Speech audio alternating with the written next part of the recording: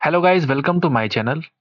दोस्तों, आज की वीडियो में हम लोग सीजीएल एग्जाम 2023 टीयर 1 के 20 जुलाई के शिफ्ट 1 के मैथ के सारे सवालों को सॉल्व करने वाले हैं। ठीक है, जैसा कि इसके पहले हम लोग 16 सेट कर चुके हैं, तो ये हमारा सेट नंबर 17 होगा। टोटल शिफ्ट 39 था टीयर 1 के पेपर का, तो टोटल सेट भी इतना ही आने वाला है।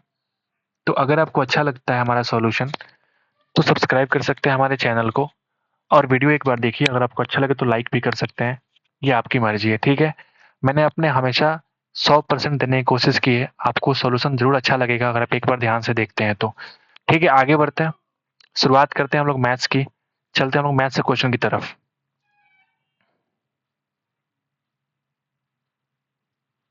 ओके, ये भी जीके है, थोड़ा और आगे जाते हैं।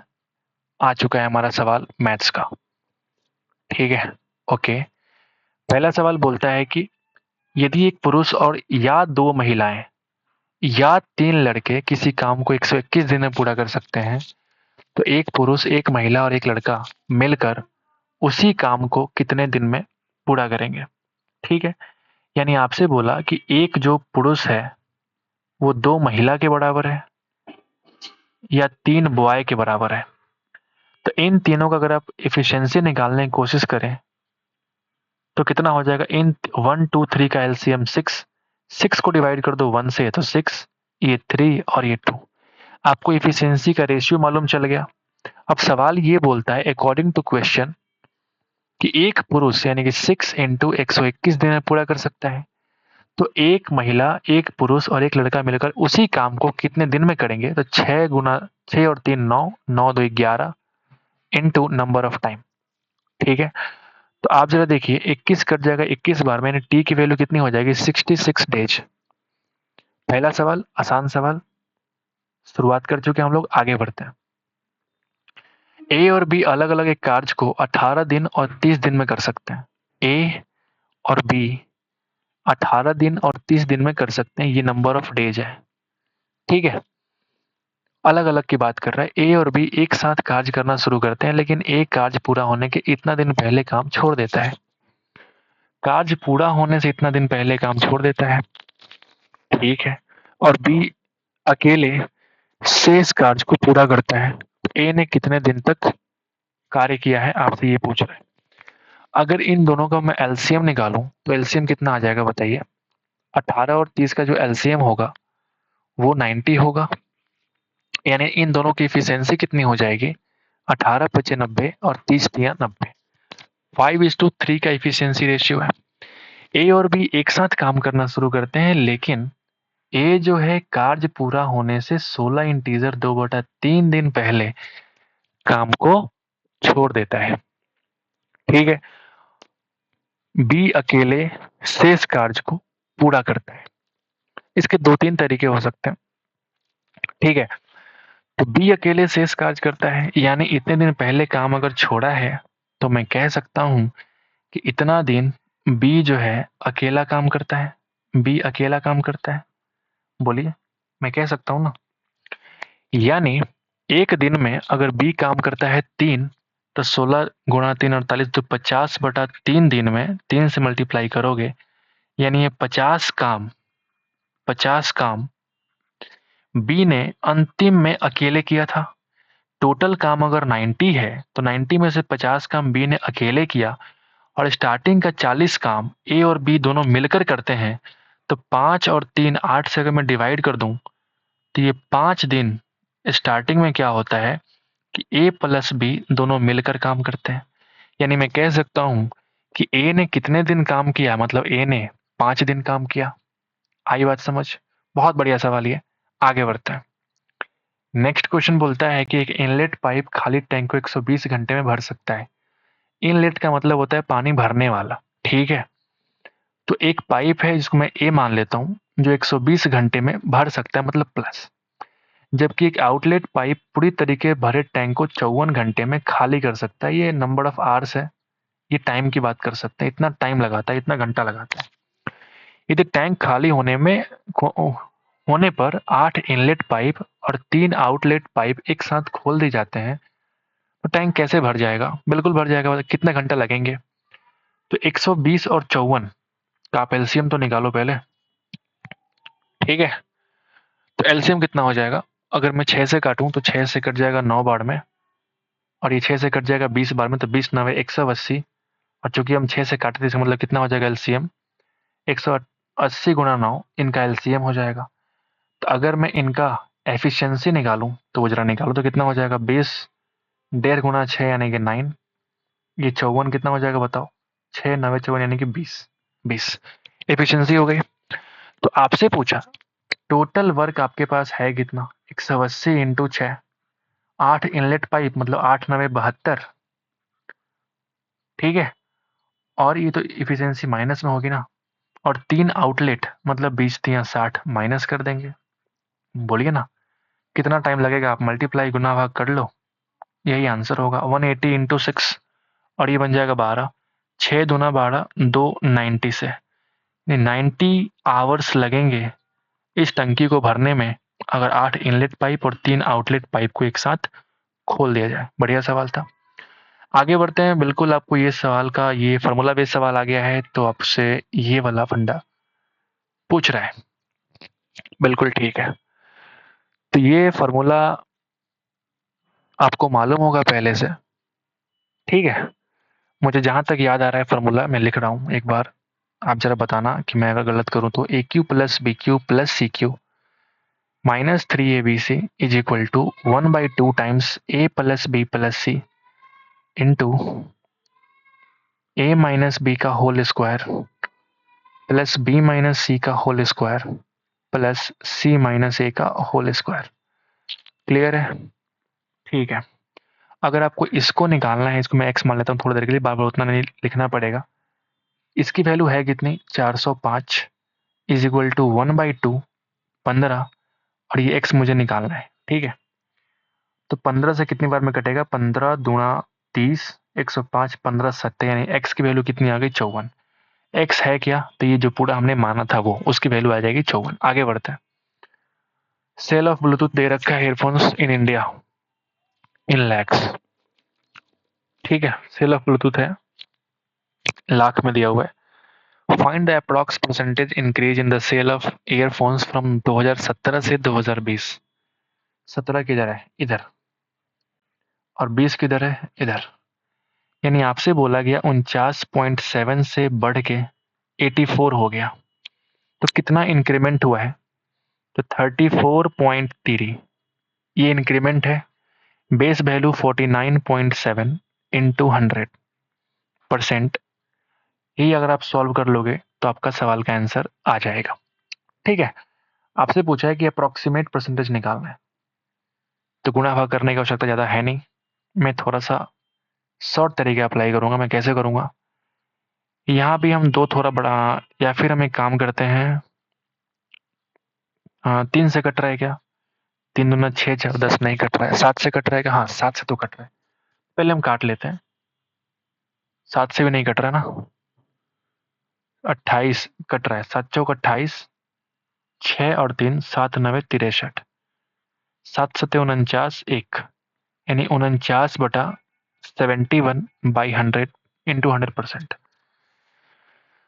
तो आप एक काम कर सकते हो कि मल्टीप्लाई कर लो 4900/71, यानी 7 छक 42, यानी इतना आने वाला है 426, 30 और 60, यानी कि 64 हमारे पास एक्स्ट्रा बच रहा है, यानी 6 टाइम और 640।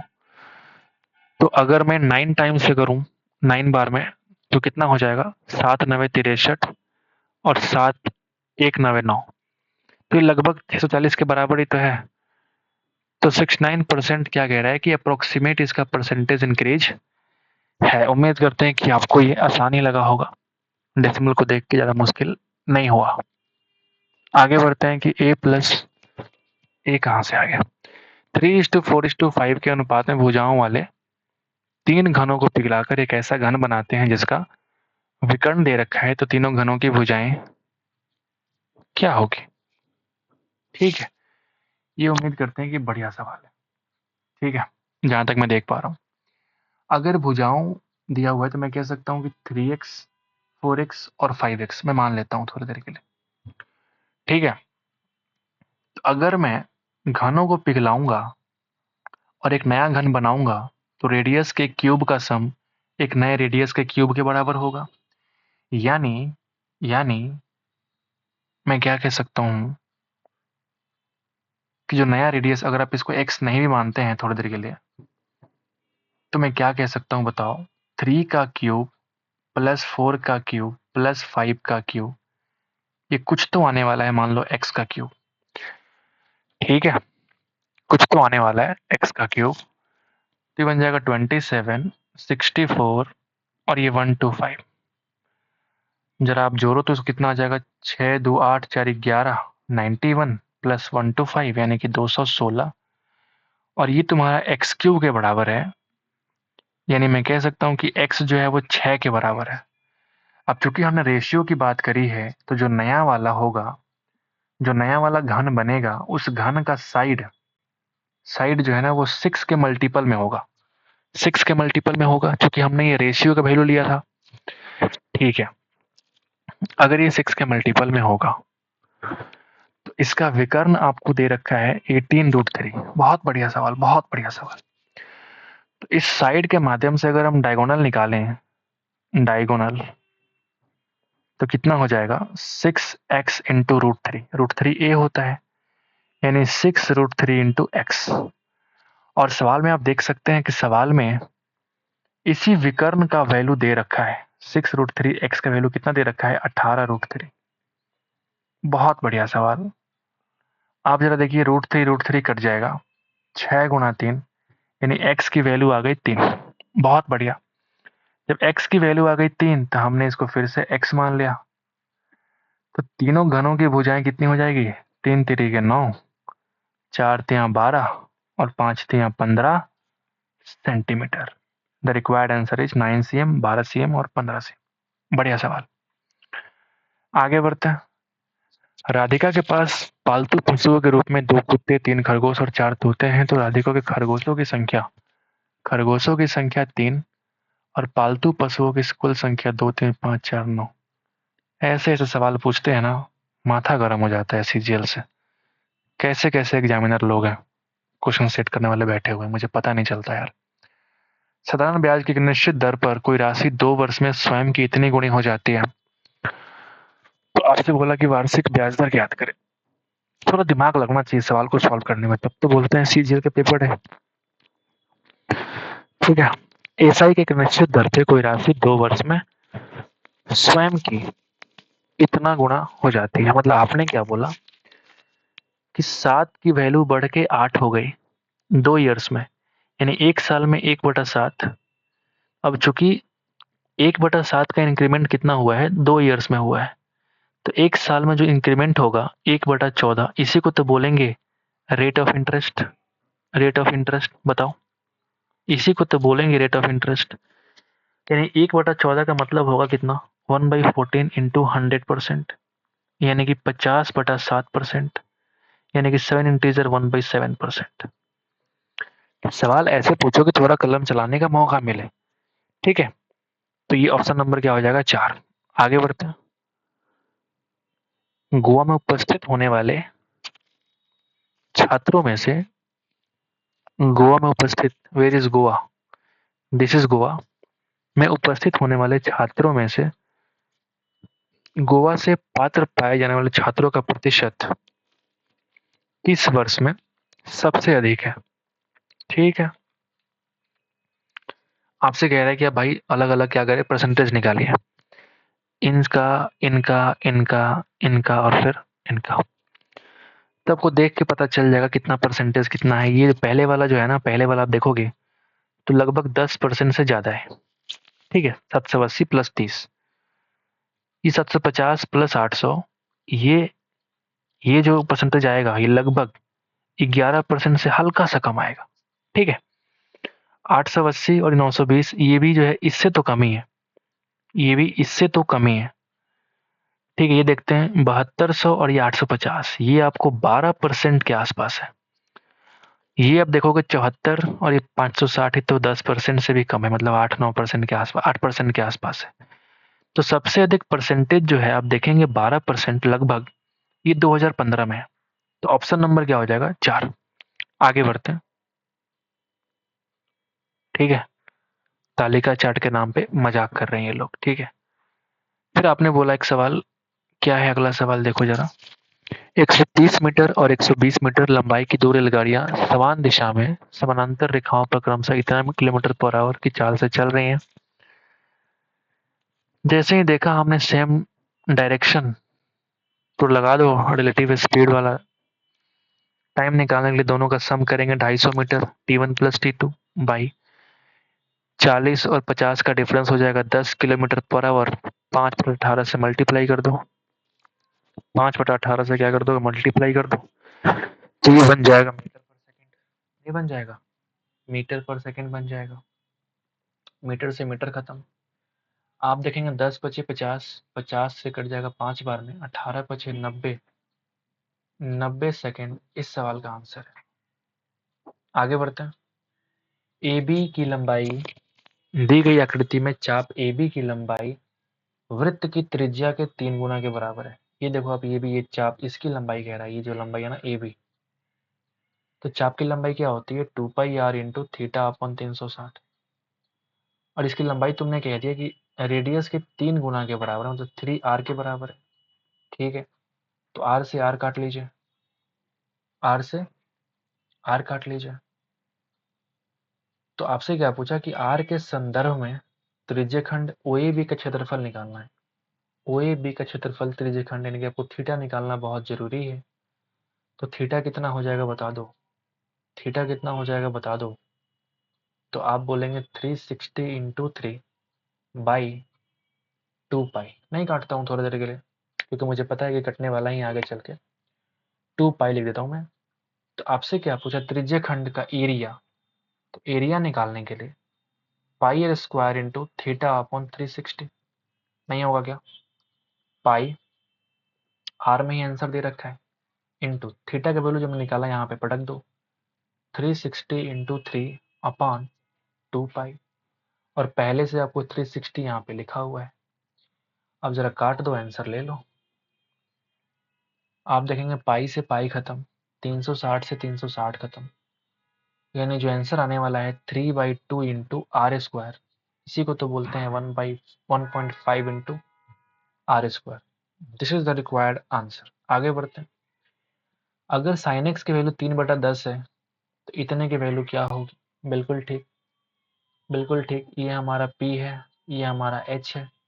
तो b की वैल्यू 100 - 9 यानी कि √91 होगा, ठीक है। तो मैं कह सकता हूँ कि जो tan की वैल्यू होगी p/b यानी कि 3/√91, और इसका अपोजिट यहाँ पे लगा दो। बोलो बोलो। 9 + 91/3√91 यानी 100/3√91 इस सवाल का आंसर है, ठीक है। आगे बढ़ते हैं। एक निश्चित वर्ष में एक शहर की जनसंख्या 18,000 थी।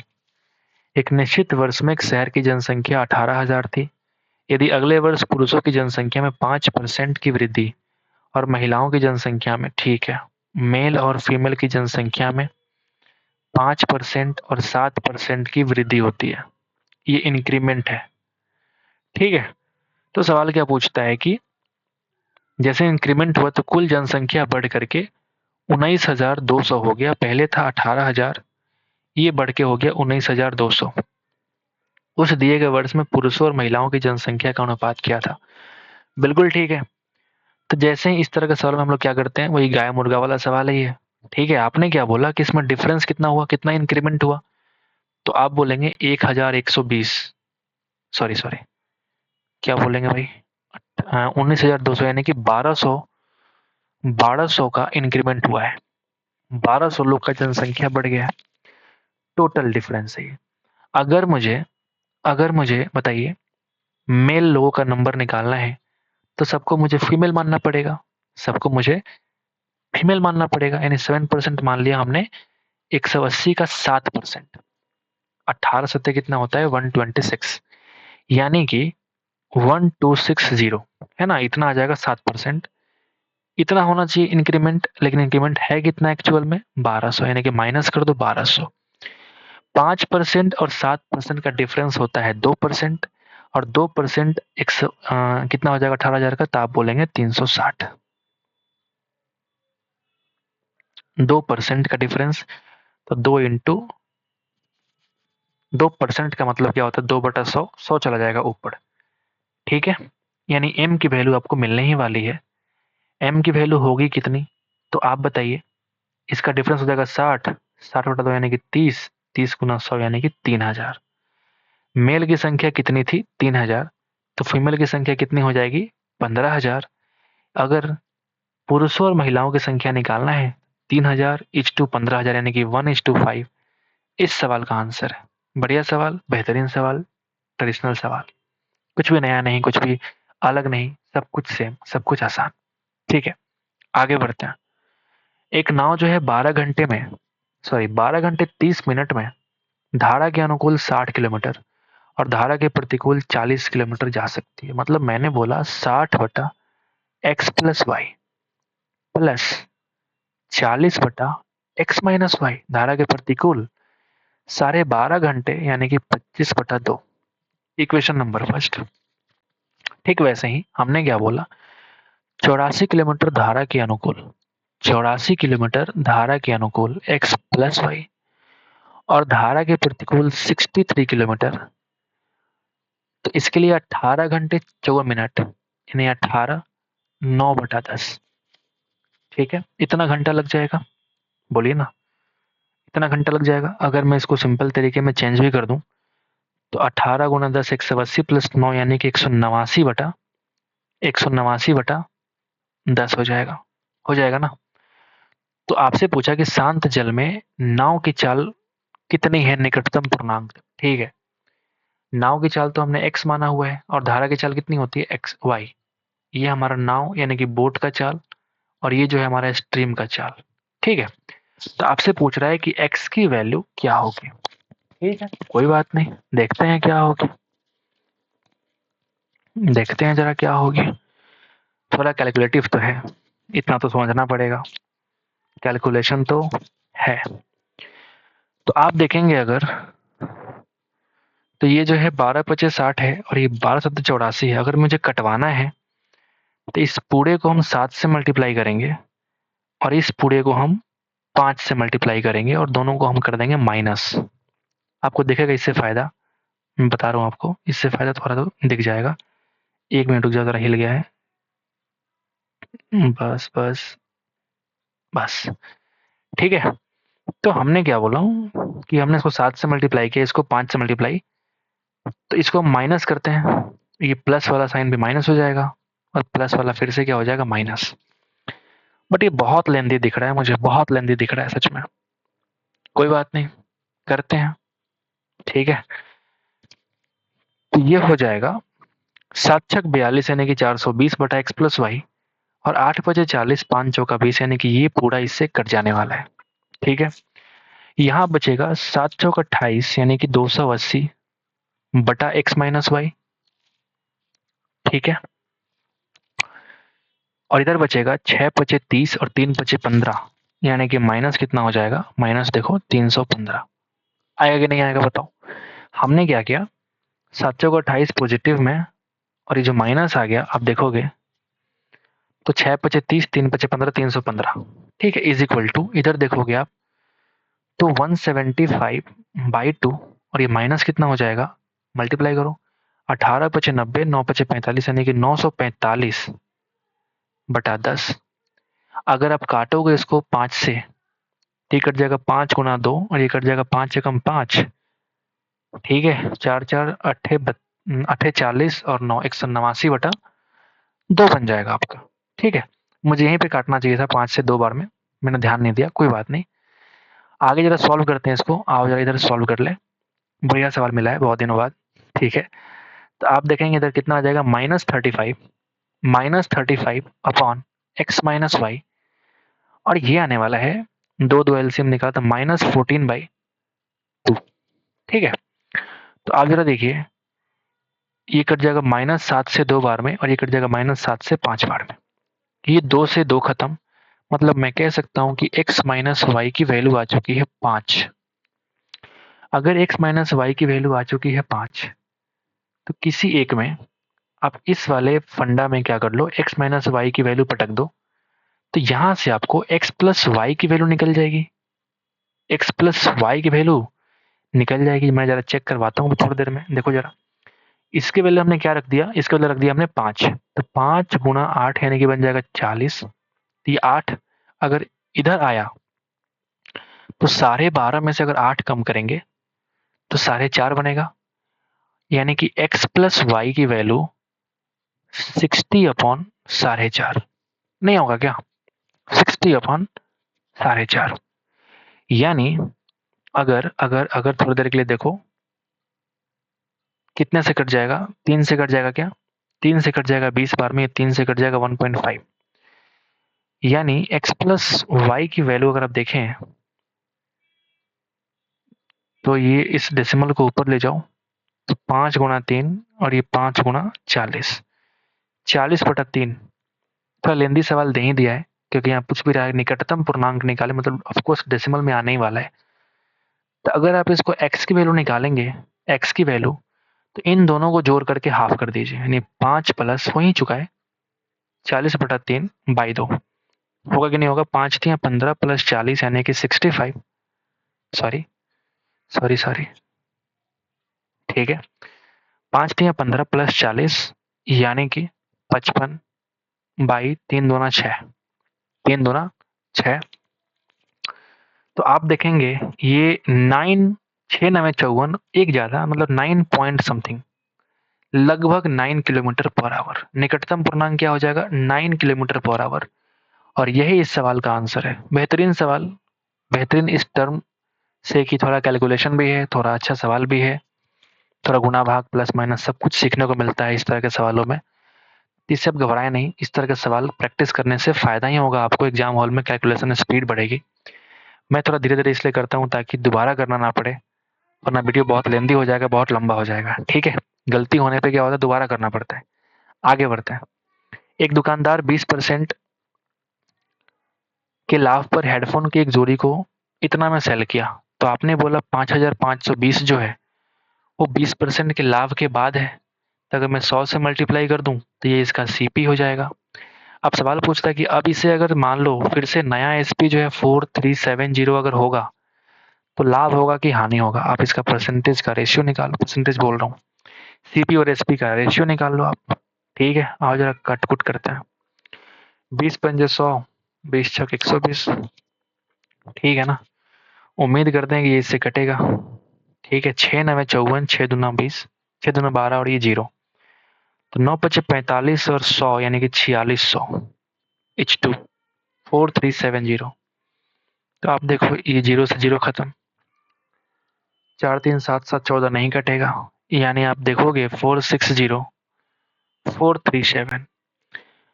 तो इसका डिफरेंस कितने का है, 23 का डिफरेंस है आउट ऑफ 460। अब क्योंकि ये एसपी जो है सीपी से कम है, तो मैं कह सकता हूँ कि ये लॉस होने वाला है। 23 आउट ऑफ 460 इंटू 100%। तो आप जरा देखो, काटने की आवश्यकता ही नहीं है, क्योंकि 46 तुम्हारा 10% है, तो जो डिफरेंस हुआ 23 है वो 5% होगा कि नहीं होगा, यानी 5% क्या है, लॉस। आप चाहो तो काटकुट करके भी इसका आंसर निकाल सकते हो, बढ़िया सवाल है। आगे बढ़ते हैं। एक सवाल ये आता है कि मित्रों के एक समूह की जो औसत आयु है वो 27 वर्ष है। यदि 4 नए मित्र जिनकी औसत आयु 25 वर्ष है उसमें शामिल हो जाते हैं, तो जो औसत आयु है वो 26 हो जाती है। मान लिया पहले हमने एक्स था, एक्स लोग का ग्रुप था, 27 एवरेज यानी 27 एक्स टोटल एज हो गया। 4 नए मित्र शामिल हुए, यानी x प्लस 4, 4 नए मित्र जिनकी औसत आयु अगर 25 वर्ष है, तो मैं कह सकता हूं कि इस 27x में 25×4 अगर 100 साल जोड़ दूं, तो ये x प्लस 4 जो मित्र आने वाले हैं उसका एवरेज कितना हो जाएगा, 26। ठीक है, गुना भाग करिए, आंसर आ जाएगा।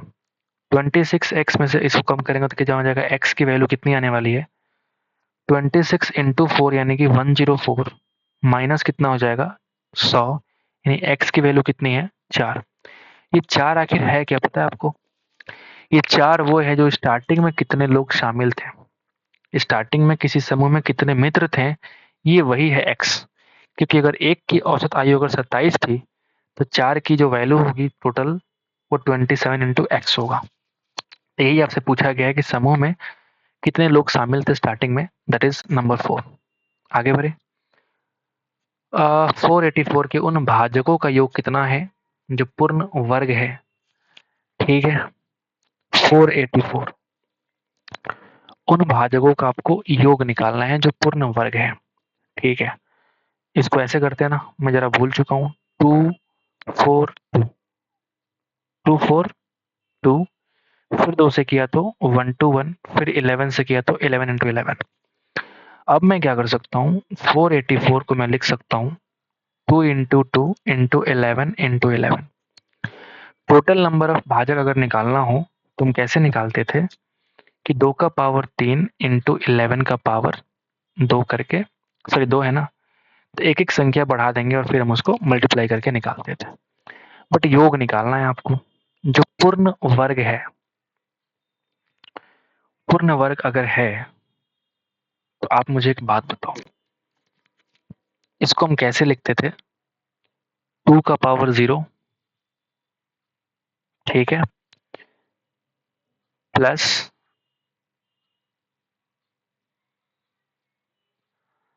ये 2 का पावर 1 ऐसे लिखते थे, 2 का पावर 2, फिर 11 का पावर 0, 11 का पावर 1, 11 का पावर 2। तो पूर्ण वर्ग होने के लिए हम क्या करते थे, ये वाला लेते थे। ये भी एक पूर्ण वर्ग है, बोलिए ना, और ये भी एक पूर्ण वर्ग है, क्योंकि 2 का पावर 0 1 होता है तो 1 भी 1 का स्क्वायर है। ये भी एक पूर्ण वर्ग है, ये भी एक पूर्ण वर्ग है। तो मैं कह सकता हूँ कि 2 दूना 4 और ये प्लस ये कितना हो जाएगा 1। ठीक है, और ये देखो 11 की पावर 0 का मतलब 1 प्लस 121। क्या मैं सही कर रहा हूँ? ठीक है, तो 4 प्लस 1 5 इंटू 122, 122 यानी 122 गुना 5 करेंगे 610 इस सवाल का आंसर है। ठीक है, हमने क्या किया, मैं खुद थोड़ा कंफ्यूज था इसमें पहले कि मैं कैसे करूं, मैं भूल गया था थोड़ा। क्या होता है कि आप इसका पहले फैक्टराइजेशन निकालते हैं। फैक्टराइजेशन निकालने के बाद जो फैक्टर्स आते हैं, मान लीजिए उनका फैक्टर 2 2 बार आया, 2 का पावर 2 लिखते हैं, लेकिन इसको लिखते कैसे हैं, नंबर ऑफ भाजक काउंट करने के लिए हम लिखते हैं इसको 2 का पावर 0, 2 का पावर 1 और 2 का पावर 2। क्योंकि जब नंबर ऑफ डिवाइजर्स निकालने पड़ते हैं ना, तो यहाँ पे 1 2 और 3 काउंट करते हैं, यानी कि अगर पावर 2 है तो 2 प्लस 1 यानी कि 3 काउंट करते हैं।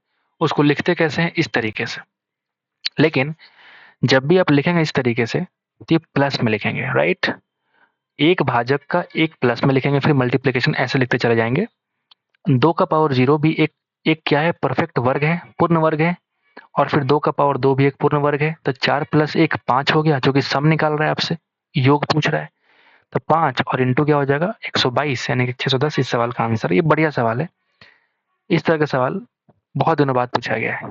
ठीक है, आगे बढ़ते हैं। किसी भी शिफ्ट में ऐसा सवाल नहीं आया था। आज हमारा जो भी शिफ्ट है, शिफ्ट नंबर 17 18 जो भी है, उस शिफ्ट में पहली बार पिछले 16 17 शिफ्ट में ये पहला सवाल ऐसा आया है। ठीक है, निम्नलिखित में से कौन सी संख्या 11 से डिविजिबल है?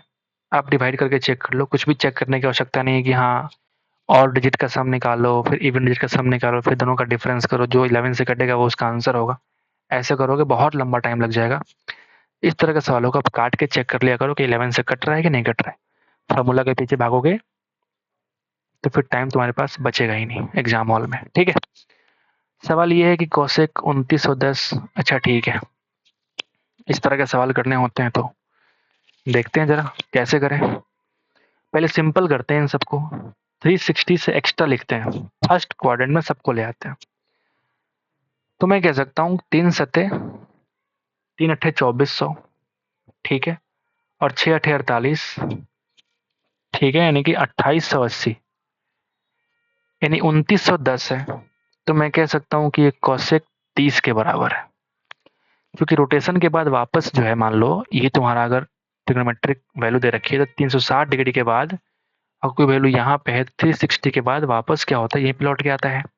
तो 360 का मल्टीपल हमने क्या कर दिया, यहाँ से हटा दिया और फिर हमने क्या किया, जो बच गया उस वैल्यू को हमने यहाँ पे लिख दिया। तो ये बन जाएगा cos 30 प्लस आप देखोगे ये 4260 है तो और लंबा है, तो 360 इंटू अगर 10 करूँ 3600 हो जाएगा, 3600 फिर भी 660 और है, यानी 360 घटाऊंगा यानी 300 बनेगा। तो मैं पहले 300 लिख रहा हूँ, सेक 300। ठीक है, ये कितना बन जाएगा अगर मैं 7 से करूँ, 3 सत्ते 2100 और 7 छक 42, 7 छक 42 यानी 2520, यानी ये 45, ये क्या है tan तुम्हारा 45 है, प्लस ये कितना हो जाएगा 360, 5 बार करो तो 3 पचे 1500 और प्लस 6 पचे 30 यानी कि 1800 हो जाएगा। फिर तो हमको 4 से मल्टीप्लाई करना पड़ेगा, तो 360 गुणा 4 करो तो ये हो जाएगा 1200 प्लस 240 यानी कि 1440। अगर हम डिफरेंस करें तो कितना हो जाएगा बता दो, 4 3 7 यानी कि 315, 315। ठीक है, अब जो हमने ये सब केस को हटा देता हूँ थोड़ी देर के लिए। ठीक है, तो मैं क्या बोला कि इस बड़ी बड़ी वैल्यू को हमने क्या कर दिया, छोटे वैल्यू में कन्वर्ट कर दिया। अभी भी कुछ वैल्यू, एक ये वाला और एक ये वाला थोड़ा बड़ा आपको दिख रहा होगा, कोई बात नहीं। आज कन्वर्ट करते हैं, cosec 30 प्लस इसको हम बोल सकते हैं sec 360 माइनस 60, tan 45 तो 1 होता है, प्लस ये क्या था, ये तुम्हारा cot था ना, ये cot 315 था, तो इसको हम लिख सकते हैं cot ऑफ 360 माइनस 45, चलेगा। अब एक बात बताओ, थोड़ा रिवाइज कर लेते हैं, यही तो मौके होते हैं रिवाइज करने के। ठीक है, तो मैं क्या कह रहा था, थोड़ा देर के लिए आप इधर आ जाओ। ये देखो, इसमें सारे ट्रिग्नोमेट्रिक रेशियोज ऑल पॉजिटिव होते हैं इसमें। Second quadrant sine and cosec positive, बाकी सब नेगेटिव। Third quadrant tan and cot positive, बाकी सब नेगेटिव। और इसमें कॉस एंड सेक पॉजिटिव, बाकी सारे के सारे क्या होते हैं, नेगेटिव। ठीक है, अब उसी के अनुसार इसमें सॉल्व होने वाला है सवाल। आप जरा देखो, cosec 30 कितना हो जाएगा, sin 30 का अपोजिट यानी कि 1/2 का अपोजिट 2 हो जाएगा, प्लस ये sec, ये 360 माइनस 60 ये फोर्थ क्वाड्रेंट में आएगा। फोर्थ क्वाड्रेंट में sec 60 किस में कन्वर्ट होगा, जब 90 का मल्टीपल ऑड संख्या में होता है तो sec बनता है cosec, लेकिन ये चूंकि ऑड नंबर नहीं है तो sec sec ही बनेगा और 60 बनेगा, लेकिन प्लस की माइनस, तो आप बोलेंगे फोर्थ क्वाड्रेंट में sec क्या होता है, पॉजिटिव मतलब प्लस, +1। फिर से ये फोर्थ क्वाड्रेंट में है, लेकिन cot 45 थर्ड में पॉजिटिव होता है ना कि फोर्थ में, यानी कि ये बनने वाला है माइनस। और cot 45 होता क्या है 1, यानी 1 और 1 खत्म हो गया। आप देखेंगे 2 प्लस sec 60 cos 60 का अपोजिट cos 60 1/2, उसका अपोजिट होता है 2, यानी कि 2 प्लस 2 की वैल्यू कितनी आ गई, 4। थोड़ा हम लोगों ने टाइम लगाया, लेकिन हमने हर चीज क्या किया इसमें, इलेबोरेट किया, डिस्क्राइब किया। उम्मीद करते हैं कि आपको पसंद आया होगा। आगे चलते हैं, नीचे दिए गए व्यंजक का मान ज्ञात करें।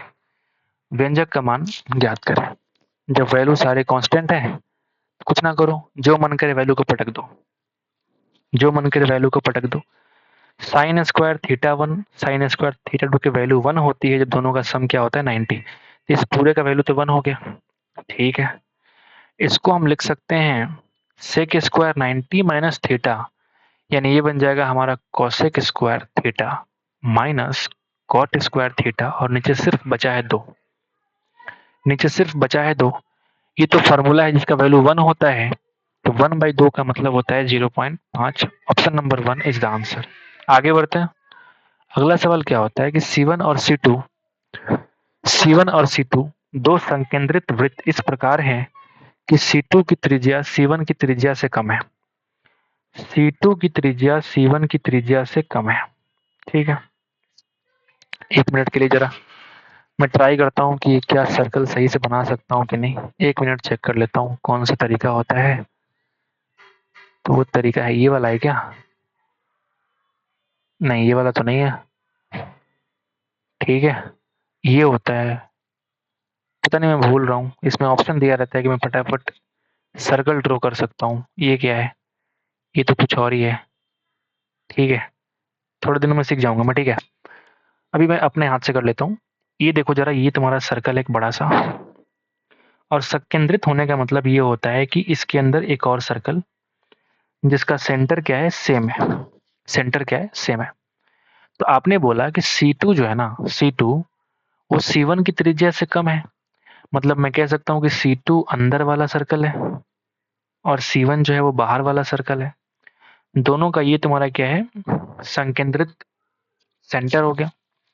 यदि AB C1 की 12 सेंटीमीटर लंबाई की जीवा है, AB जो है वो C1 की, AB जो है वो C1 की जो C2 को P पर स्पर्श करती है, मुझे पता लग गया था पहले ही।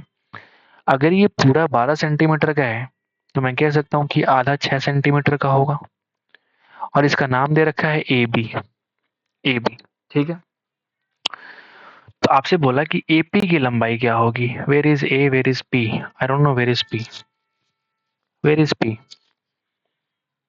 P किधर है? AB C1 को, जो C2 को P पर स्पर्श करता है, अच्छा P पर, ये वाला पॉइंट को अपने P कह दिया। तो AP की लंबाई, अरे भाई AP की लंबाई पूरे जीवा का आधा होगा, 6 सेंटीमीटर इस सवाल का आंसर है। क्या पूछते हो सवाल? मैं उतना ध्यान से सब कुछ कर रहा हूँ, सर्कल ड्रॉ कर रहा हूँ, और सवाल क्या पूछ दिया घटिया जैसा। PT एक वृत्त की स्पर्श रेखा आगे बढ़ता है जिसका केंद्र तुम्हारा O दे रखा है, जिसका केंद्र तुम्हारा O दे रखा है, और T जो है वृत्त पर एक बिंदु है। T के बारे में बोला कि T जो है वृत्त पर एक बिंदु है और ये एक स्पर्श रेखा है जो तुम्हारा PT है। PT की लंबाई अगर 12 सेंटीमीटर है और PO की लंबाई, PO की लंबाई आपने क्या बोला, बताओ। PO की लंबाई आपने पूछ रहा है कि PO की लंबाई क्या होगी। ठीक है,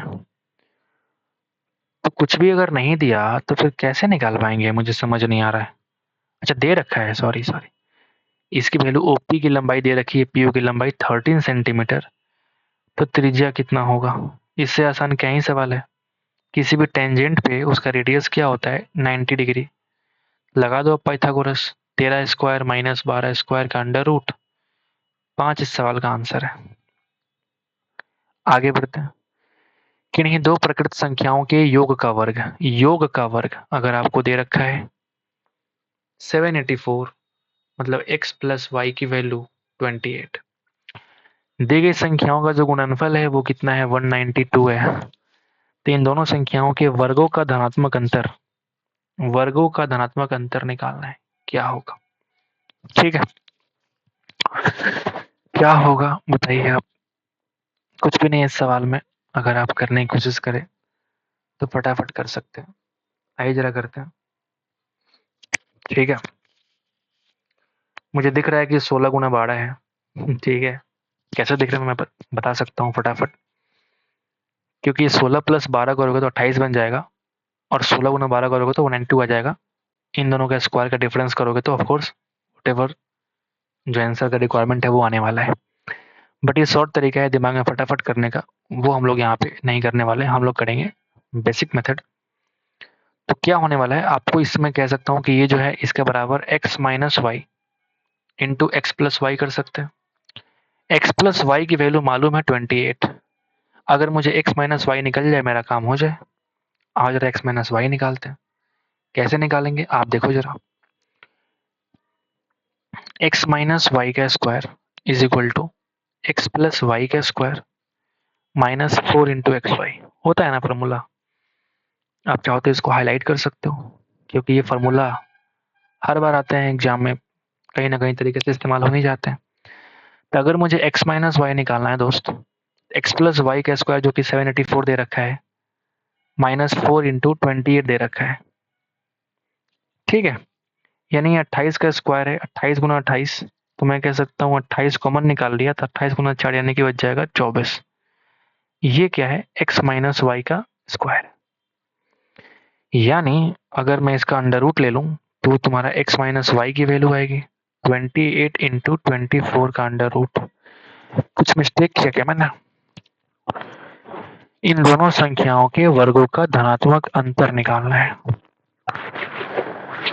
मैंने कुछ मिस्टेक तो नहीं किया है, मुझे उम्मीद है पूरा पूरा ठीक है। तो ये 6 गुना 4, ये 7 गुना 4, फिर तो गड़बड़ है। मैं फिर से कर लेता हूँ एक बार। मैंने क्या मिस्टेक करा है मुझे नहीं पता। ठीक है, एक बार जरा देख लेते हैं हम कि x प्लस वाई का आपको स्क्वायर दे रखा है जो कि 784 होगा। ये -2xy प्लस 2xy उधर भेजेंगे, ये हो जाएगा प्लस 2xy।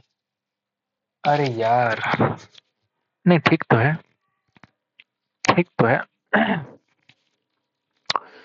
तो कितना हो जाएगा? -4 इंटू एक्स इंटू वाई की वैल्यू कितनी है?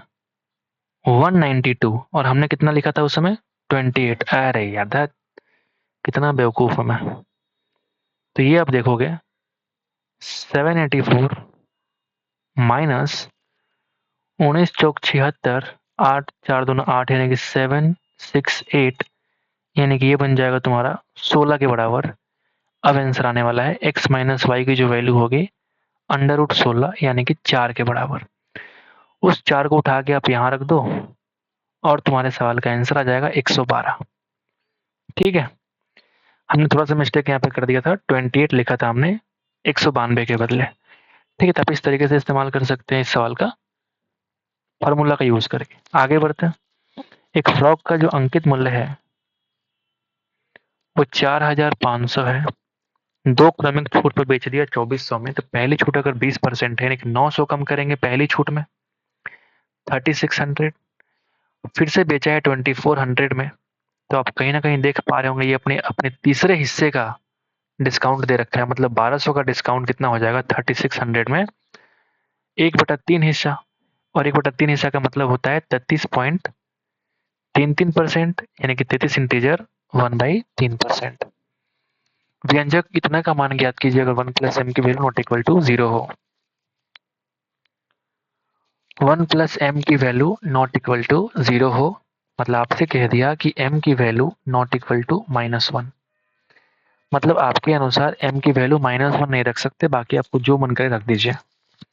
तो मैं कुछ नहीं करूंगा, m की वैल्यू रखूंगा 0। मैं कुछ नहीं करूंगा, 0 रखा तो थोड़ा 2-3 ऑप्शन सेम हो जाएंगे, 0 नहीं रखता हूँ। कुछ और रख देते हैं, m की वैल्यू हम 5 रख देते हैं।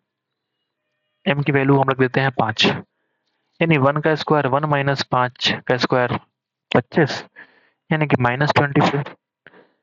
और ये 1 प्लस 5 6 का स्क्वायर 36, यानी कि -2/3 आंसर जो भी आएगा, जो भी ऑप्शन देगा वो उसका आंसर होगा। तो पहला देखा हमने, m की वैल्यू 5 रखा थी, कितना बनने वाला है आप बताओ?